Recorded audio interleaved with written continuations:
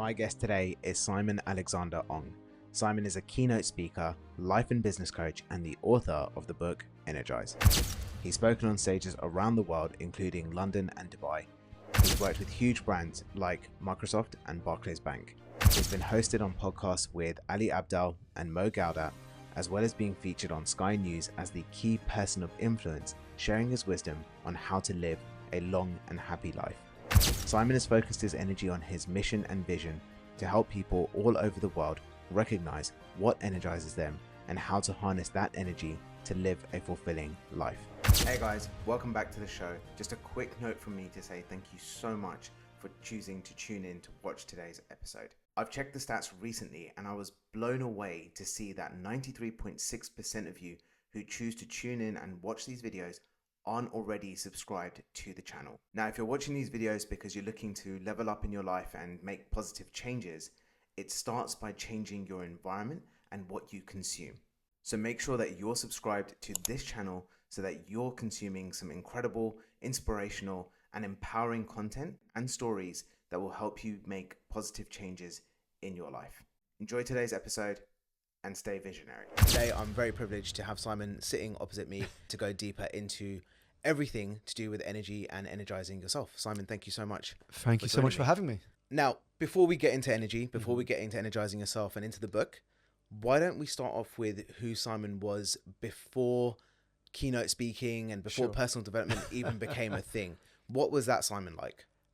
It was a completely different Simon because the job I had before I got to do what I do today was completely different. I grew up in a very strict Asian household where the focus was about doing well at school, getting top of the class, getting to a good college, and going down a limited set of paths post-university. So it was about pursuing a career in banking or medicine or law or accounting. And if I did one of those respectable jobs, my family would be proud. Sounds very familiar. I'm sure we connect on a lot of things like that. And so when I was a teenager, I would be, as every teenager was, going to the cinemas, watching lots of films on television. And the ones I kept being thrown again and again were those from the financial industry. So films such as Wall Street or Boiler Room, Trading Places with Eddie Murphy. And those films influenced my decisions, and it pointed me towards going to study economics. I studied economics university here in London, and then I began in the financial service industry at what was probably the worst possible time. So this was the middle of 2007. So 0708 crisis. 0708 crisis, a year before it really swept across the planet. And the company I started with was Lehman Brothers. Which oh, Jesus. So you were in a volatile the thick of the storm. Wow. Okay. So it was probably the most volatile start I could have had to my career. I would never have imagined that within the first year or so, I would be having to look for another job. It just wasn't in my plans. So it was a very tough beginning into my career. All these dreams I had of moving up the ladder, getting that promotion, moving to a different company, trying to make a bit of money for myself to then eventually buy a house, and all the nice things that you can get access to when you have money went completely down the drain because I had to move to a different job. My salary was lower. Bonuses just weren't the same as they were before because now we had government regulation. Bankers became seen as evil by everyone as the cause of the crisis. But in hindsight, it was a beautiful blessing because it got me thinking about what success meant for me. And I'd never really stopped to think about that question. I mean, it may sound obvious for a lot of us. What success is getting money and having a nice place and driving nice cars and having a beautiful family. But that's what society tells us is success. But I never really stepped back, gone inside and understand what it was for me. And so when all of this was going on in the world and I was out of a job, it gave me that time to really go deep inside of myself, to embark on the longest journey we humans make, the inches from our heads to our hearts. And I just started brainstorming all the things I wanted to do with my life. And I said, okay, the first thing I've got to do is give myself time to do those things, to go out and explore, because all I knew was this bubble of finance. And so once I moved into a job that was kinder on the hours, I spent my evenings and weekends going out to seminars, to workshops, reading books, consuming everything I could so I could learn about the world beyond this bubble. Okay, so a couple of things to touch on there. What is your definition of success now? So my definition of success has changed, and it still does change, because when I was at that age thinking about my career options, success for me was about a high paying job Mm-hmm. that paid a lot, was respected by people in society. That for me would have been success. Mm-hmm. Of course, when the crisis happened and then I went deep inside of myself to reevaluate that definition, success then became about living a life true to myself, doing the things that allowed me to express my talents and skills. Then when I became a parent a couple of years ago, my definition of success changed again. So it became more about the goals I had just for myself. Now it became about legacy. Now it became about instilling in my daughter values that will help her as she grows up. So the success has changed a lot since I first thought about it when I was considering my career options, and it still does. But it's about very different things that I probably didn't even give time or oxygen for at the beginning of my journey. It's interesting how a definition of success can consume us in such a profound way. Yeah. And then almost like the implosion that happens when you start questioning that. And so, by the way, thanks for mentioning your daughter and your family, because I want to touch on a couple of things about that later in the session as well. The thing that I want to go back to is, I would say that it takes a huge level of self-awareness to even be able to ask yourself the question, what does success look like for me? Yeah. Where do you get that level of self-awareness from, and how did you cultivate that to then start going to personal development? I think there could have been a number of factors. So I remember when I went home to Malaysia and Singapore every summer. So my background is from Malaysia. A lot of my relatives live between there and Singapore. And every summer, the school holidays were long, and my parents would send us back home to our relatives and our grandparents. And I remember seeing in my uncle's study that there were these books by the likes of Napoleon Hill and Stephen Covey. And I would dive into them because I was bored. We had a number of weeks over there with no school, and we were left to our devices. And so I just started reading some of those books. It didn't really make any sense to me at the time, being a teenager. Yeah. But I think it began to open my mind to the importance of self-awareness, of living with intention. And it wasn't until the financial crisis happened that a lot of what I read before suddenly came to the fore. And I started asking myself, maybe this is what it means to live with intention, to really step back and ask myself those important questions so I can begin with the end in mind, as Stephen Covey said in his book, The 7 Habits of Highly Effective People. So once I started thinking about that end, I then worked backwards and said to myself, well, am I really doing the things that are going to move me closer to that point or not? And the answer was no. It was a clear no. I wasn't really doing anything that was going to move me forward. I mean, make money, good, that's going to move me forward, but it's not really going to give me real progress. And so that just got me into a brainstorming mode. I changed my environment consciously. Now, when I talk about environment, it's not just the people I spent time with.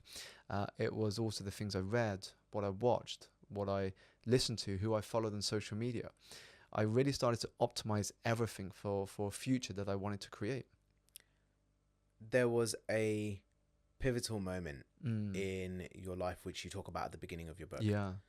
Talk us through what that was like to be in that position where, if I remember rightly, you were kind of hunched over the toilet and just not in a very good space. Yeah, so I begin the book with a pivotal moment that forced me to change how I spent my days. So this was shortly after Lehman Brothers collapsed, and I swiftly took a job in another company. This company was a hedge fund. On paper, it sounded great. Simon is working as a junior trader at a hedge fund, making multiple millions of dollars every single year out of offices in New York and London. But the reality was I was an administration assistant. I was getting people's lunches. I was sorting out all the operations behind the scenes. And it's a significant change in what you were doing, right? It was a huge step back from what I was doing at Lehman Brothers. And I just had to accept any job because I was jobless. I needed money. And so I jumped into this role, which I saw online. And because I was the only junior in that team, I had to be the first in the office and the last to leave. And I remember one night when we had some client entertainment towards the end of one year. So I finish off of work. I'm one of the last to leave. I go straight to this venue, which is a nightclub underground. And I descend down there. I check in my coat, my bag. I quickly text my girlfriend and I say, I'm going to take the last train home. Don't wait up for me, but I should be back by early morning.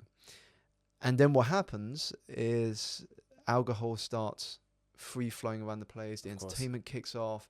The night gets underway. And I lose complete sense of time. And somehow, no idea how, but somehow I get myself into a taxi. On my way back home, I've completely missed the last train. And I end up arriving in the middle of the morning. My girlfriend was texting and leaving voicemails. As you can imagine, she was worried where I was. I was unreachable. And I tried to avoid what I knew was going to be a very difficult conversation by going to the bath to sleep. That didn't work out because she found me in a complete mess of a state. But it was a chance for me to open up. She knew I wasn't in a good place. And I think where I was mentally was a culmination of the fact that firstly, this career in finance was not working out. I had this idea of what this career was going to look like. The crisis kicked off. I'm in a job that is completely different to the one I did previously, had no real future. And second, I was just lost. This wasn't a career I enjoyed. I thought I was going to enjoy it for the money and the success and the respect. But when you're doing something you hate, eventually it's going to eat you up. And this is what it was doing to me.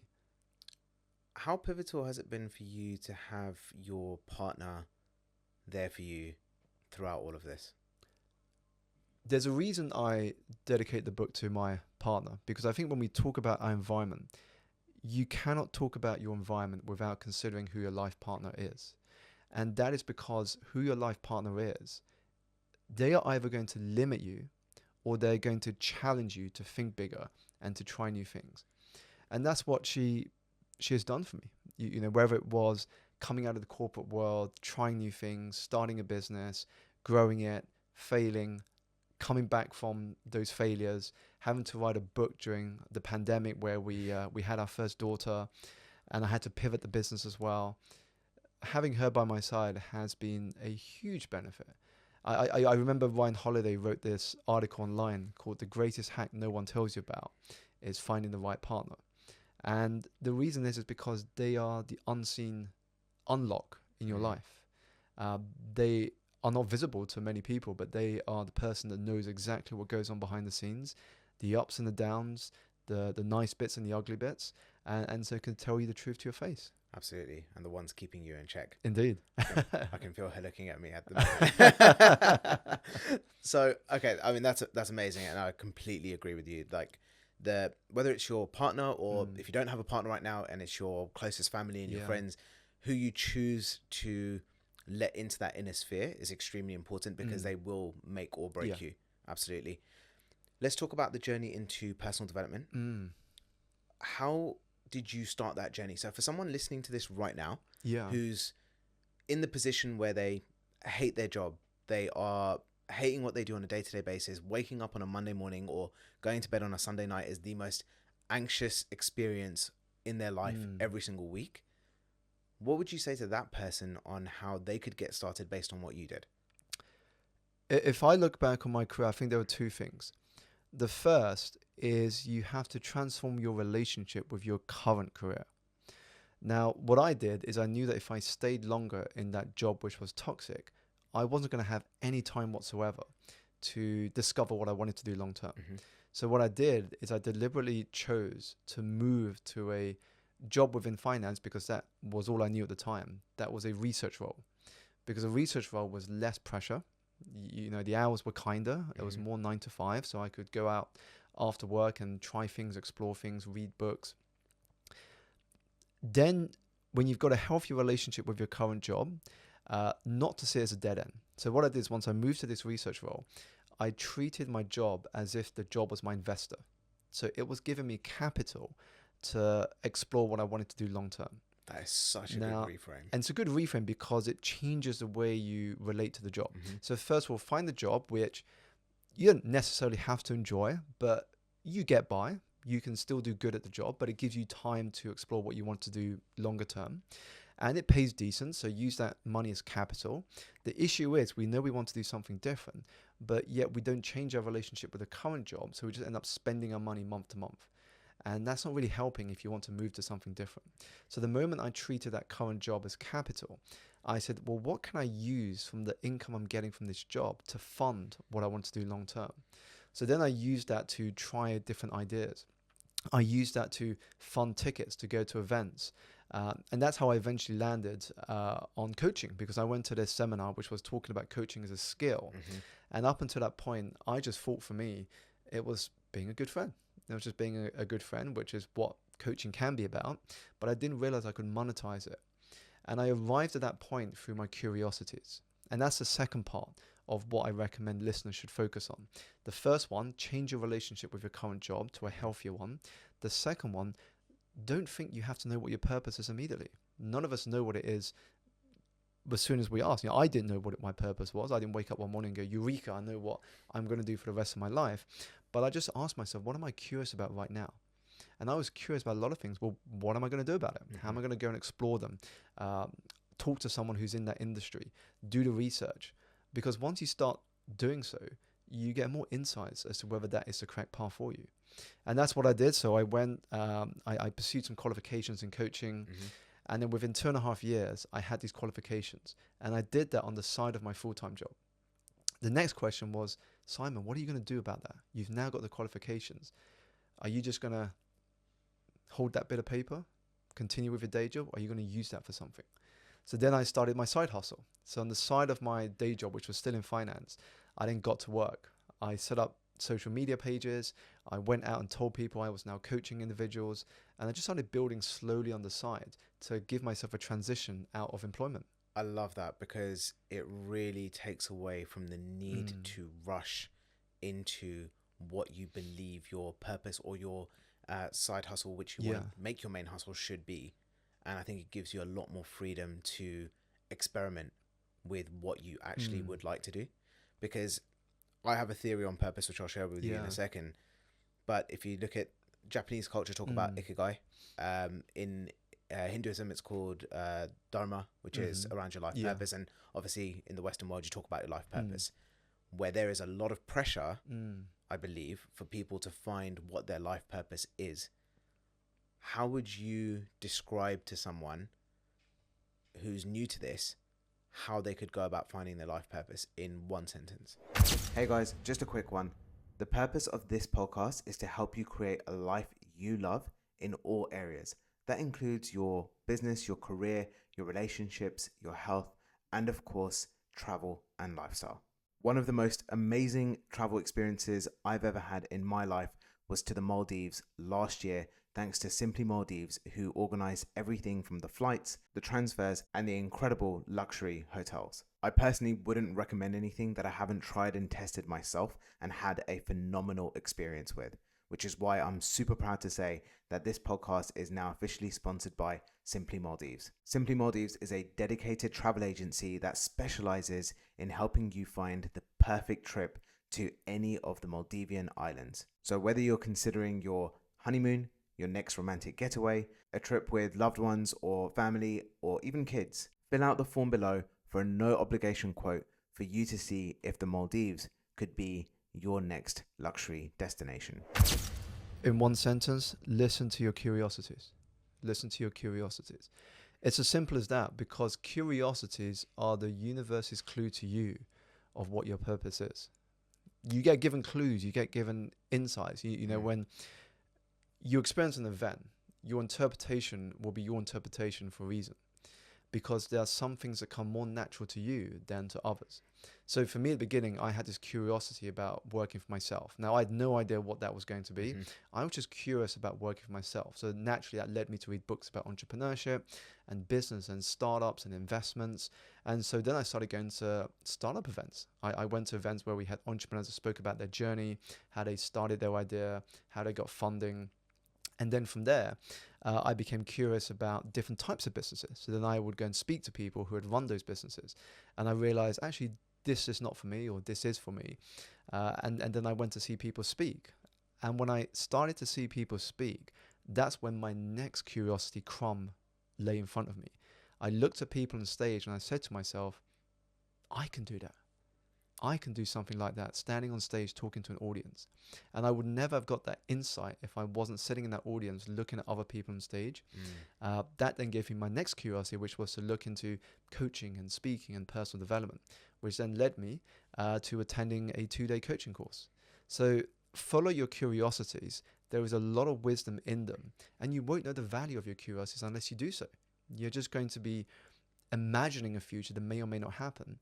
But you've got to take some action, because clarity only can come from taking action. Absolutely. That is exactly aligned with my view on finding your purpose, which is at the beginning, you have a loose idea.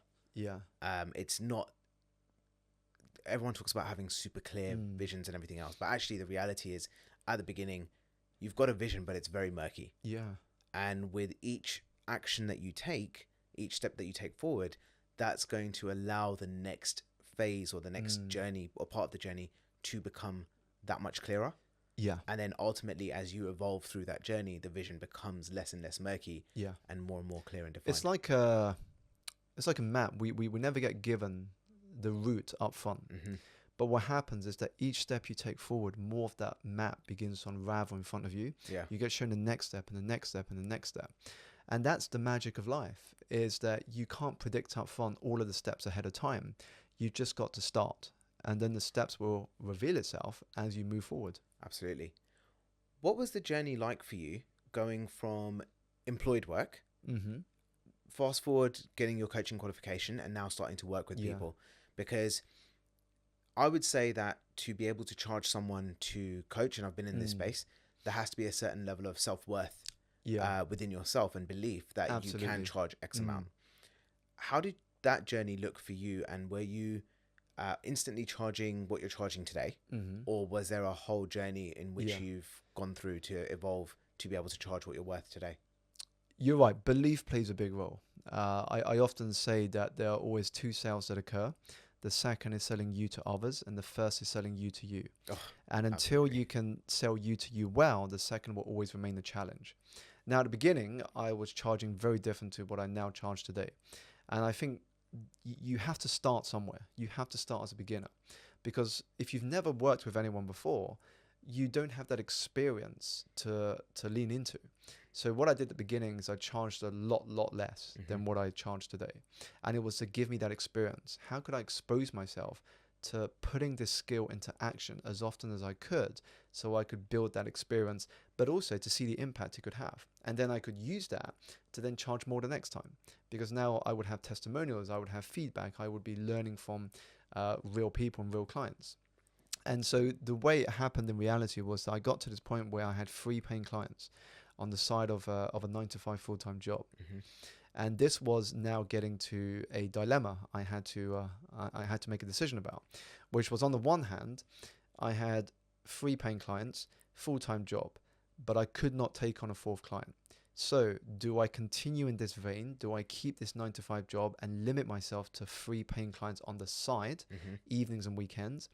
Or do I quit the full-time job and see how big I can grow this? Now, not an easy decision when you've got nobody in your immediate family who had ever run a business, and when you have no prediction of how your income is going to come in. So that process took me around 4 to 6 months of back and forth in my head. Do I, don't I, do I, don't I? And I think what gave me the push was thinking about death. I imagined myself as the 80-year-old Simon, and I wanted to look back with little regrets as possible. So the question I asked myself is that if I did not take the decision to quit, would I regret that? And of course, the answer was yes, I would regret not taking a chance on this. And so my answer was there. And so handed in my resignation, and within a couple of months after that, when I finished my gardening leave, I was out into the world of entrepreneurship. Wow. That is amazing. Do you think about death often? I think it's important, yes. I mean, I've experienced a number of deaths in the family. When I was 17, I lost my mum very unexpectedly. And then a few years after that, I lost my grandfather. And so when you've experienced that close experiences of death, when it's immediate family members, it changes you. It matures you overnight, and it makes you realize this isn't a rehearsal. We've only got one life. And the faster you can put ideas and insights into action, the more you're going to live a full life. Otherwise, we're just wasting our time here. I completely agree with you. I'm so sorry to hear about your mum when you were 17. Yeah, no, it was a shock. I remember I was in class and I was called out. I had to go to the headmaster's office.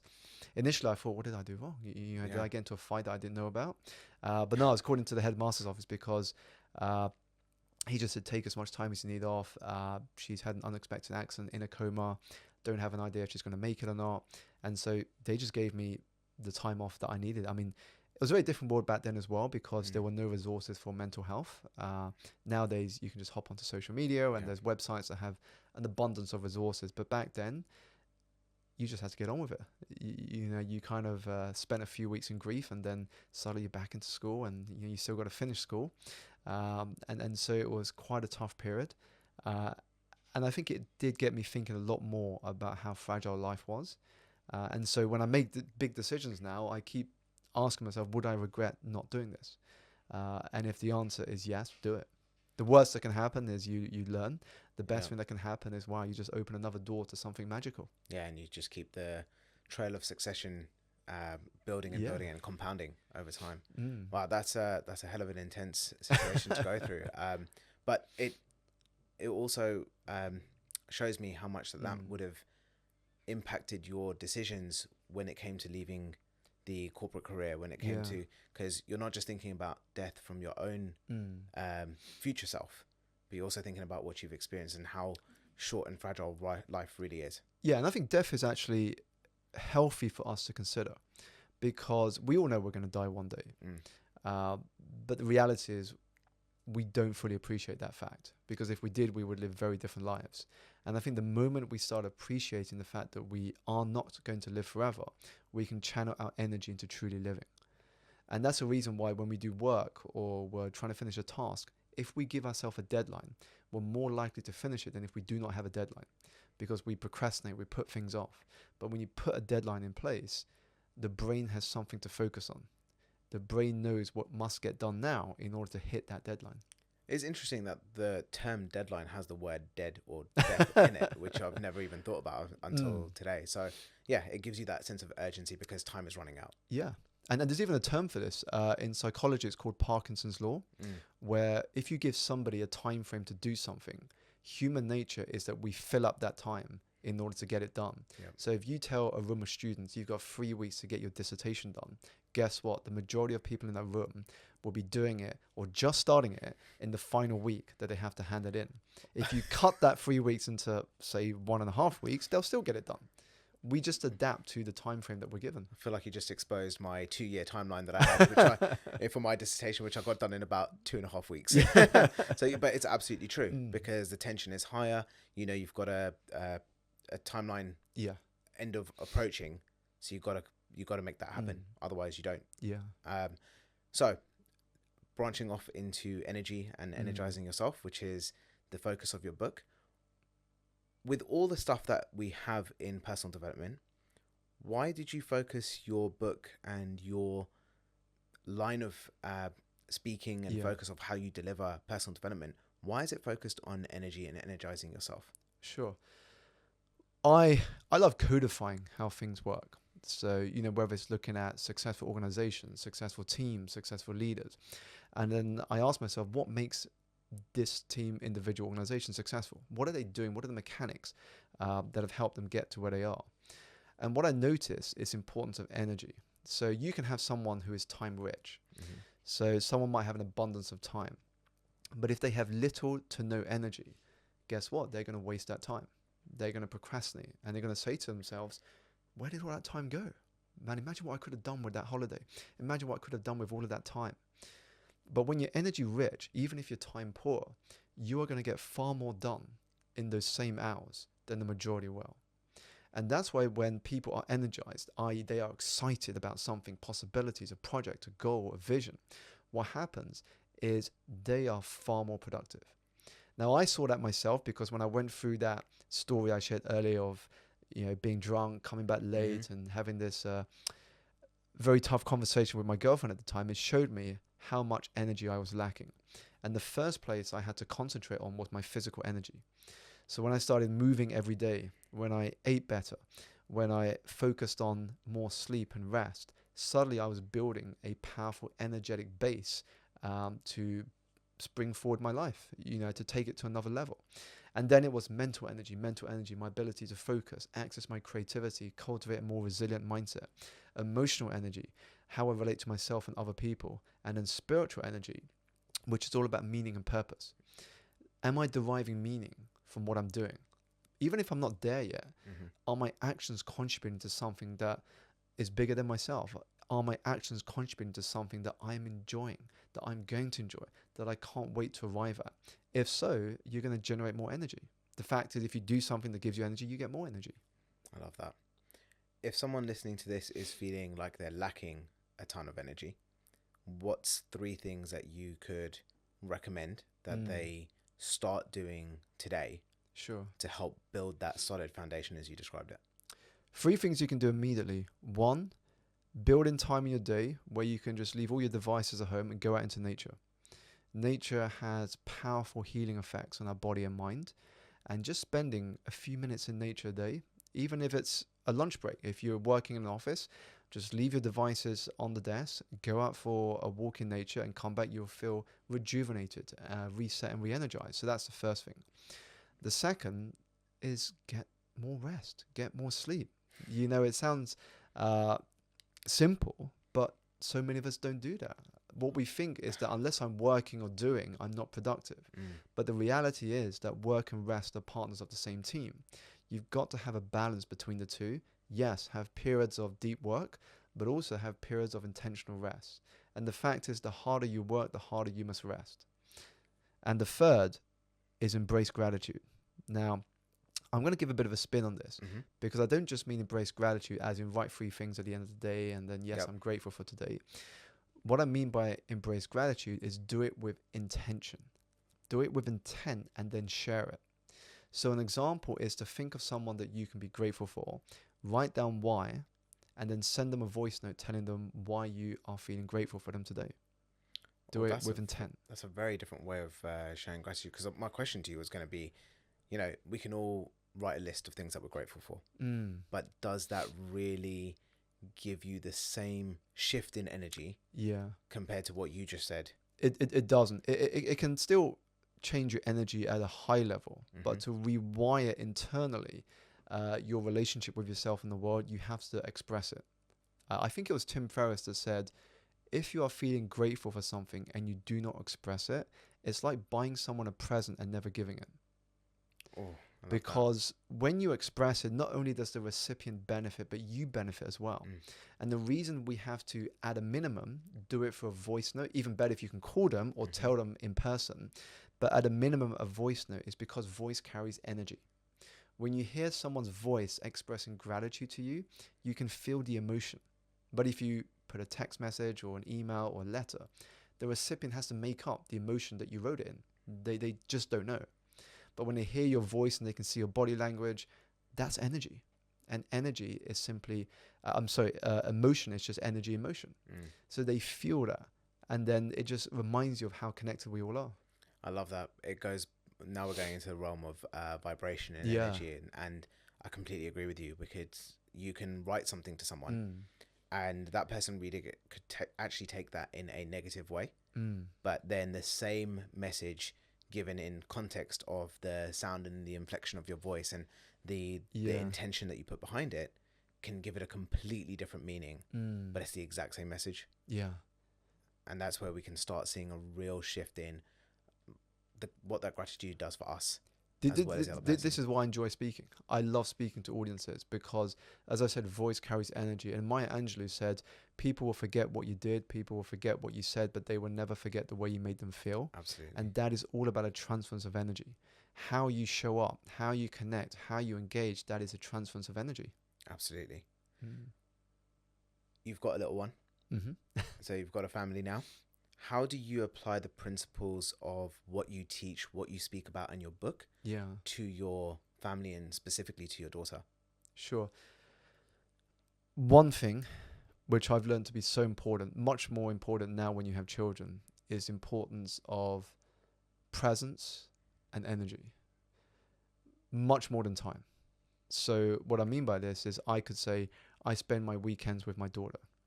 Now, for many of us, we do so, but are you actually spending your energy with them? You might have spent 2 days with them, but were you actually with them? Or was your mind elsewhere? Were you on your phone? Were you doing work? Or were you actually fully present with them, seeing the world through their eyes, engaging with them? Because when you are present and your energy is there with them, that's how you connect with children. And she has taught us to be far more present than ever before.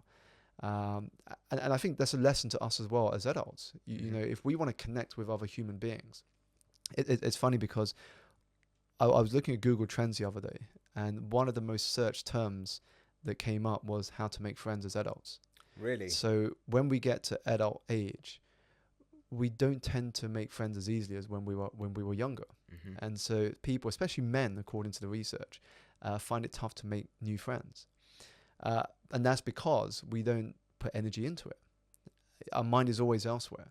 So when I'm with my daughter, the lesson has been that I have to be there. My energy and presence has to be there with her.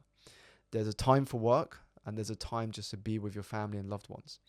And so that has been great for my productivity, actually. I know that I've only got a set number of hours to get work done each day. Once it's done, I've picked up my daughter, she's come home, and I'm spending time with her. That is amazing. It goes back to what you were saying about having to make time for rest. Yeah. So if you're going to work hard, then rest harder. And you're doing that with intention, and you're applying the same logic to spending time with your family and your daughter especially. Because, I mean, I've been guilty of that. I don't have kids at the moment, but if I've been with nieces or nephews, spend some time with them, and then all of a sudden someone calls. Or you're watching a movie together, so you're not actually really spending time being together. You're distracted by something else, which, again, is not bad, but it's how much of that time are you actually being able to spend with them and have a direct energy transfer between child and yourself. And this goes to one of the dimensions of energy. You know, I mentioned just now we've got physical energy, mental energy, emotional energy, and spiritual energy. A lot about mental energy is our ability to focus. We live in a world that has increasing amount of distractions on our attention. But if we can take back control of our attention and manage it better, that is a superpower. To manage your focus on where you put your energy into is going to allow you to make more progress than the majority ever will. Absolutely. Now, I'm curious about the journey to writing the book. Which I don't think gets discussed often, and it's almost like this blanket over that world, essentially, until you get into it. So for anyone listening who's got tons of experience or has done extremely well in business and is looking to put their ideas into book form, what was that journey like for you? How did that even come about? I actually never thought about writing a book.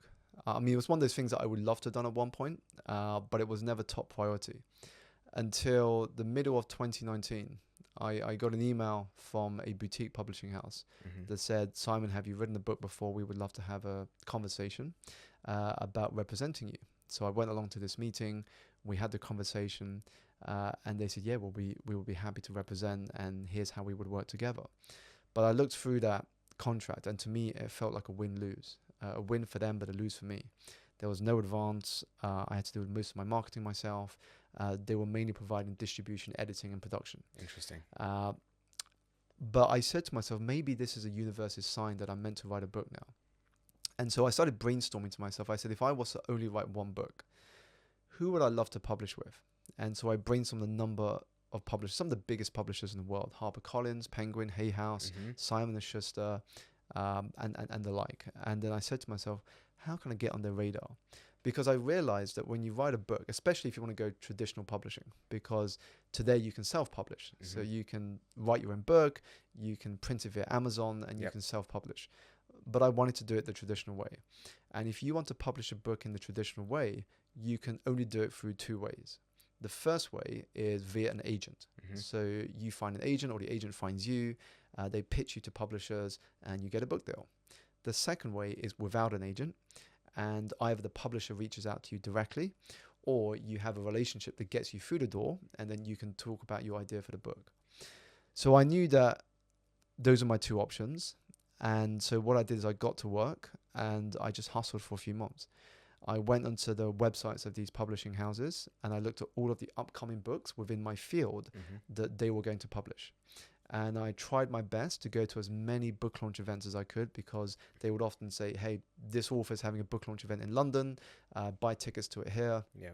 And once I got tickets to these events, I would try to sit at the front or as close to the front as possible, because I knew that not only would I get the opportunity to meet the author and the team of the author, but also the editors at the publishing houses. Of course. So I started building up these relationships in the publishing industry.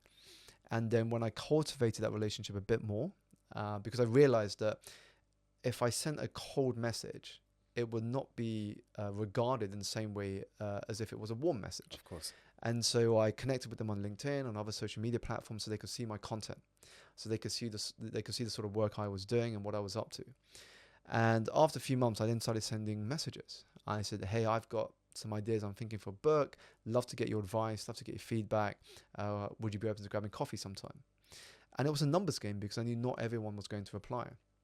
And one of those replies was from an editor at Penguin. And they said, hey, do you want to come to our offices in the new year? I said, sure. I went along. And I knew that as long as I could get to show them what I'm about and they could feel my energy, that would be a big win for me.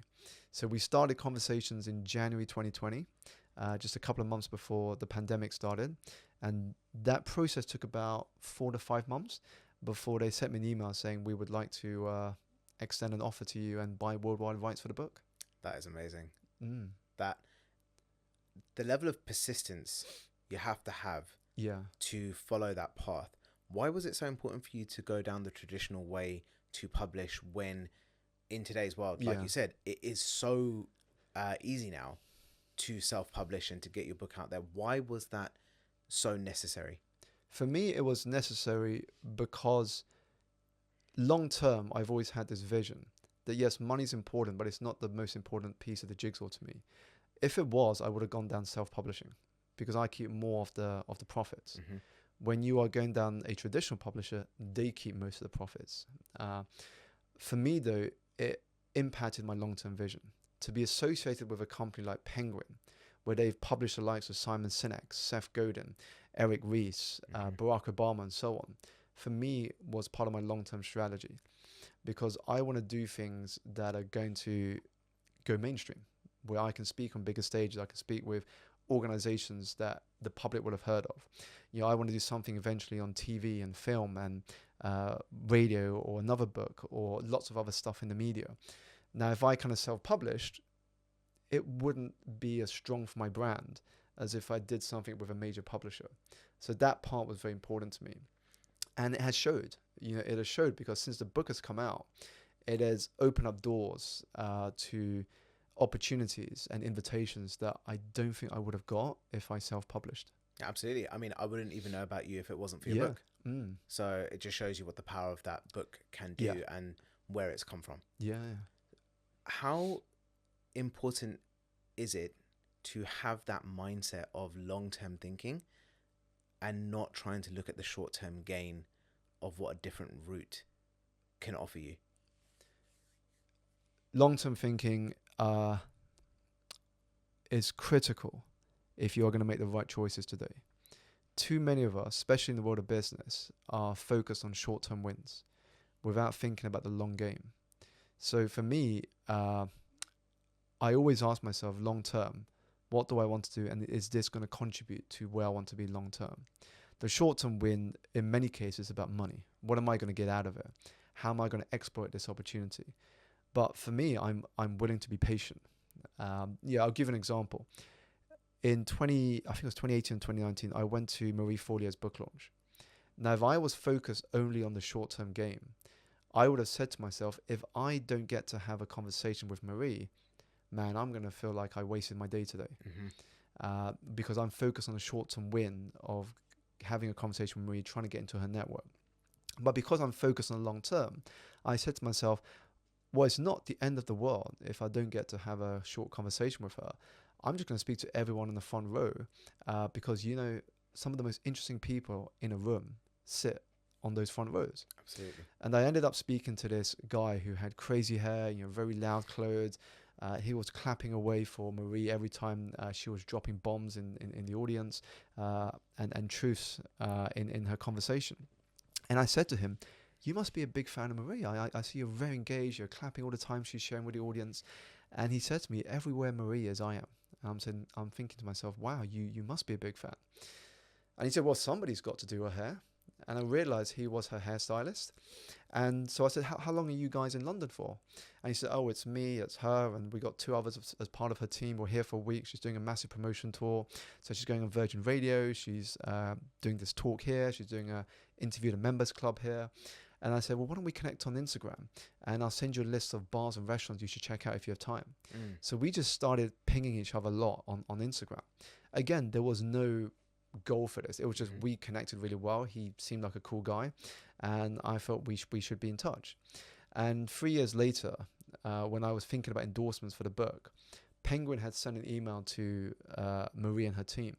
But we had no response. Because you can imagine how many emails they get saying, hey, we've got another author we've taken on. Can you write an endorsement? Yeah.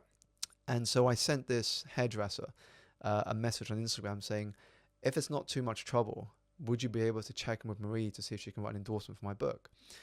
And one day before the cutoff, he said, Marie's going to send an email tomorrow morning. I champion your cause and she's going to do it for you. That happened because I was thinking about the long-term game. I didn't know at the time we connected that I was going to get a book deal. This was years before I got a book deal. But the way I go into it is I think, does this person, regardless of what they do, they can be at any point in their journey, but do they have an energy about them that makes me want to stay in touch? That I want to be around them, that I think we could maybe build a friendship over time. Because if that's the case, you might not see it now, but who knows what can happen later. And that's why for me it's been so important to have diversity in my network, diversity in terms of thinkers, people doing different things, approaching things in different ways, because that feeds my creativity, that feeds my ideas, if you will, to think different from most people. I absolutely love that, and it's a testament to recognizing every relationship is important. Yeah. And you have no idea the butterfly effect it can have for you 1 year, 2 year, 10 years down the line.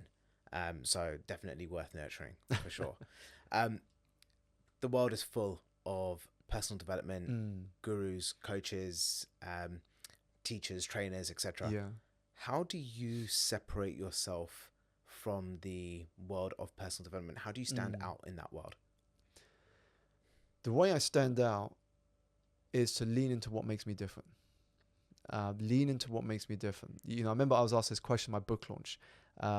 Somebody who had followed my journey for a while, they stood up, and when it was Q&A time, they said to me, Simon, I followed you from when you were in banking to when you broke out, and it's only been a few years, and now you've got a book already, you've been on Sky News. I mean, how have you achieved all of that in a short space of time in an industry where there's so many coaches and so many speakers? And I said, the first thing is I've lent into what makes me me. And I've always been a creative person. A comment I've got from clients and people I've worked with is along the lines of, Simon, you think like a marketer. And because I think like a marketer and I think different, I'm doing things that a lot of my peers might not be doing. So to give an example, when I was launching my book, most people would share the news on social media. Hey, I've got a book deal. Please buy my book. Take photos with the book in the bookstore. And they go and promote it at events they speak at. But what I wanted to do was completely different. I ended up working with the Connaught Hotel in Mayfair, where they created a cocktail called Energize. So if you went to the bar within the first few weeks of launch and you ordered the Energize cocktail, it would be mixed in front of you and presented on a signed copy of my book. That is genius. So people started taking photos and selfies and videos. And so the customers became our marketers. We didn't even need a marketing team because we turned our audience into marketers. And then a few weeks after that, we put together one of the world's first book launches in the metaverse. And I had journalists and editors sending me messages saying, how do I get access to this? How do I get a ticket for this? And so we were generating publicity purely by thinking different. And then last year, I partnered with an artist, and a lot of her work gets put into the lobbies of luxury hotels. And so she came across my book, she read it, she was inspired by it. And she said, Simon, I would love to collaborate and design an original piece of art inspired by your book and call it Energize. And I said, great, let's do it. I'd love to see what you put together.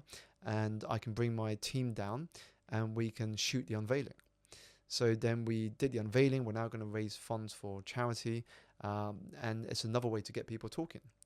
But again, very few people have done stuff like this. And later this year, I'm looking to partner with a chef. I just shared like a teaser picture where what we're going to do is take the book and imagine it on table. How could we take people through the book via the medium of food?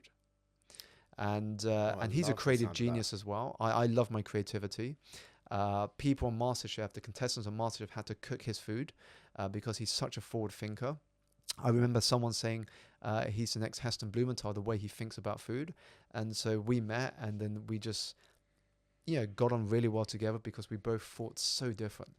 And we said, what could we do if we brought the food world together with the literary world and told stories through immersion? And so some of the dishes we are coming up with, it's just mind-blowing. And I can't wait to see diners experience it. But I think that's what makes me stand out versus all the other coaches and speakers, is that a lot of people, when they start, they hang around with people like them. So, they spend a lot of time with other coaches and speakers. Now, I, of course, also spend time with coaches and speakers, but not as many as most people would. Because if you only spend time with people who are in your industry, you've already set a limit to your thinking because you can only think like them. For me, I was very conscious to spend time with people outside of my industry. So bartenders, film directors, musicians, tech entrepreneurs, philanthropists. Because what happens is that when I have conversations with them, they're feeding my mind in different ways. I'm starting to think, wow, I love what they did there. How can I do that in my industry? How can I bring that into what I do to do it a little different? Absolutely. I mean, that is genius. And it goes back to something that Stephen Bartlett talks about a lot as well, which is you can have a specific niche set of skills, but then what can you add to it that is left field? Yeah. Because people wouldn't traditionally think that those two things go together. But then when you do put them together, you end up creating something that is essentially magical that doesn't exist at the moment. It's skill stacking. And so the funny thing is I get asked a lot, who are my inspirations when it comes to business? I've got inspiring role models generally, but when it comes to business, I always mention these two. Not always for the reasons that people would have them as inspirations. Apple and The Rock would be my two business inspirations. And here's why. Because let's start with Apple. If you took Apple a couple of decades back, when they were just producing computers, so the big Mac that goes on your desktop and the laptops. In the stock market, they would have classified Apple as a computer company. Yep. Fast forward to today, would you still classify Apple as a computer company? Absolutely not. Now they do phones, televisions, watches, all of these other products, and I'm sure they're going to be producing different products going forward into the future. They've got Apple Glass now as well. Apple Vision Pro. Yeah. So they're probably more of a lifestyle company or just a lifestyle brand. If you look at The Rock, you go back to his days where he made his name, he was a wrestler. So that was his category. You would have said The Rock is a wrestler. Now fast forward to today, he still wrestles, but he directs. He stars in films. He has an XFL franchise. He's running different brands. He's just released another brand. He's got his tequila company. Tequila company, skincare company. Yeah. What would you say he does? Just it's very difficult to categorize him in one box. And so the reason I see those two examples as inspirations for me is that as I build my businesses, as I build the projects I work in, I want it to become difficult to categorize what I do, but just to see what I do as part of the Simon brand. That whatever I do, it's going to be something exciting, something that's going to get your attention. And that's why those two examples are, for me, inspirations. I love that.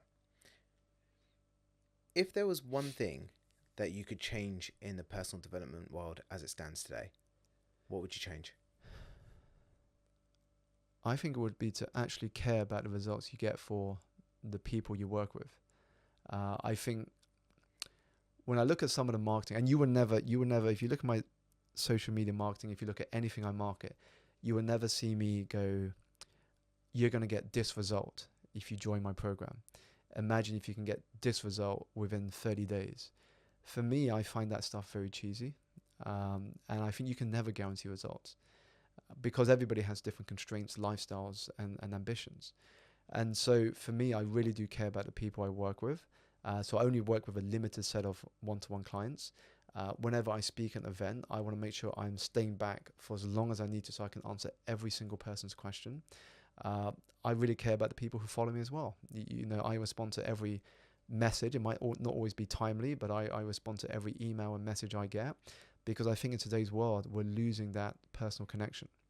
It's very quick to see people in our industry outsource things to bots, and you know, you lose that personal touch where people end up chatting to a bot even though they've gone to your event, they love what you do, they want to send you their appreciation. All they get in response is, thank you for your interest, which of these products do you now want to buy from us? So I think that nurturing, that showing that care and just including them in your story, I think we need a lot more of that. It's become too business focused to the sense we're treating people as just commodities. Very transactional versus nurturing. Yeah, absolutely. Completely agree with that. I always do a deep dive on my guests' social media, or in your case, the book as well. And I've picked out 3 things which I really liked. I'm going to just reflect them back to you. I'm curious about your take. Okay. The first one is, and this is from your social media. Okay. It is what you do in the dark where no one is watching that will put you in the light where everyone is watching. Why is that important? Because it sums up every successful person's journey. You know, we only see the results of what someone has achieved, not what happened behind the scenes. If somebody has put in the work where nobody can see them, so that's what I mean by it's what you do in the dark. It's those early mornings. It's the boring stuff. It's being consistent in the things that no one sees. It's the failures. It's the sacrifices. It's the self-doubt. It's the questioning late at night. Can I do this? Can I make it? Is this going to succeed? This is all they're doing in the dark. You know, nobody sees all this stuff.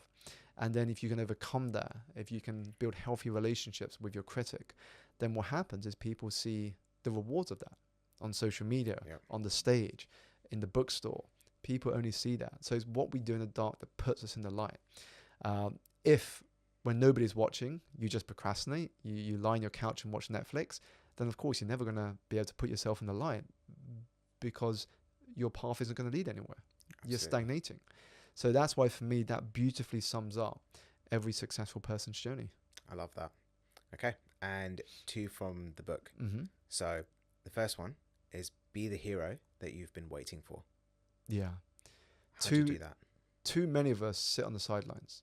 We find it easier to be that armchair critic that yells at the TV and says, you're not supposed to do that. Do this instead. Can't you see this is the right way forward? For me, it's better to step into the arena yourself. Get in there. Take your own advice because it's easy to sit back and yell from the sidelines. But when you get into the arena, you'll never know what really goes on until you're in there yourself. And that is also why I say to people, only take advice and meaningful feedback from the people who are also in the arena with you, not from the spectator who's right at the back in the cheap seats yelling at you. Don't take advice from them. And so when you do step into that arena, that's when you become the hero of your story. You don't become a side character or supporting act. You literally become the main character. There's a funny post I shared on social media the other day, which goes, imagine you were watching a show where the main character just sat on the sofa all day scrolling their phone. I remember seeing this. And it's like, get up off your ass and become the main character, become the hero, you know, start creating an adventure of a lifetime. I love that. Yeah. Just as you've been talking, all I can picture is the gladiator scene. And it totally resonates. Final one, old maps won't get you to new destinations.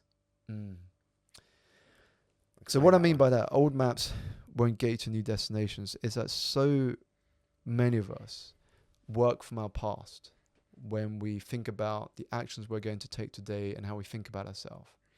And they aren't going to take us anywhere new. So in order to discover the unknown and to open up the magic that lies beyond our current maps, we have to create new paths. We have to go beyond the edges of our old maps.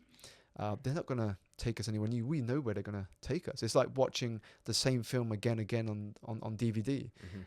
You already know the ending. I mean, it's not going to be any different. Either the hero survives or the hero dies. I mean, you already know the ending. But if you go into things for the first time, there's going to be a thrill to it. But also, you're going to start opening up pathways to places and destinations that the old you would be pinching themselves about. And so that's why I summed it up in that statement. Old maps will not take you to new destinations. You have to ask yourself, how can I be a little better than who I was yesterday? Show up, do the work, be constantly better than who you were yesterday, and eventually your life will flourish. I love that. Amazing. Simon, this has been an absolute pleasure, and I've got a tradition where I finish on final 4 quick fire questions. Okay. The first one, what's the one skill that you believe is essential for someone to be successful in today's world? The one skill, relationships. I would say the ability to build relationships. It's an underrated skill, but if you have the ability to build good relationships with other people, and the fact they want to help you and see you succeed, highly underrated skill. Absolutely. And those become your network as well. Indeed. Absolutely. What is the most impactful book or movie that you've watched or read that has had a profound change or sense of direction for your life? I'm going to cheat here because I read so many books. I'm going to cheat and say 2. Okay. Because it's impossible for me to just pick one. So I'm going to pick 2 that I read again and again and again. So the first one is The Go-Giver by Bob Berg and John David Mann. It's not a long book. It's become a huge international bestseller. I finished it in one night. And wow. It's a parable, a short parable. But the essence is that the secret to success is giving, i.e. your value is determined by how much more you have given to the world than you have taken from it. So as soon as I finished that book, I included that way of thinking into every facet of my business. How can I be more of a giver? How can I give to others? How can I serve? And so it got me thinking about this acronym in business school where we say USP stands for unique selling point.